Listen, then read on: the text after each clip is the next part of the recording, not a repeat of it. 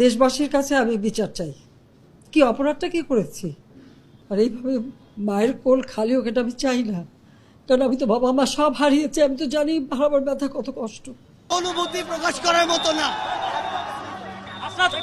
সফল আন্দোলনের 1 মাস হলো, ওই সময়কার অভিজ্ঞতা এবং আজকের দিনে এসে কি বলবেন? 5ই আগস্টের আবার পুনর্মঞ্চায়ন হয়েছে আজকে। অর্থাৎ যারা বলেছিল যে জাতীয় ঐক্য নষ্ট হয়ে গিয়েছে, ছাত্রদের মধ্যে বিভাজন দেখা দিয়েছে, এবং যারা মনে করেছিল যে এই বিভাজনকে কাজে লাগিয়ে আবার টেন্ডারবাজি সিন্ডিকেট করতে পারবে, তাদের জন্য আজকের 5ই সেপ্টেম্বর একটি বার্তা। আমরা ছাত্র সমাজ রাজপথে থেকে খুনি হাসিনাকে আমরা এখান থেকে উৎখাত করেছি। আমরা ছাত্র সমাজ রাজপথে থেকেই এই দেশকে আমরা পুনর্গঠন করব, এটাই আমাদের আজকে রাজপথের শপথ। রাজপথে আবারও মিছিল, আবারও আন্দোলন।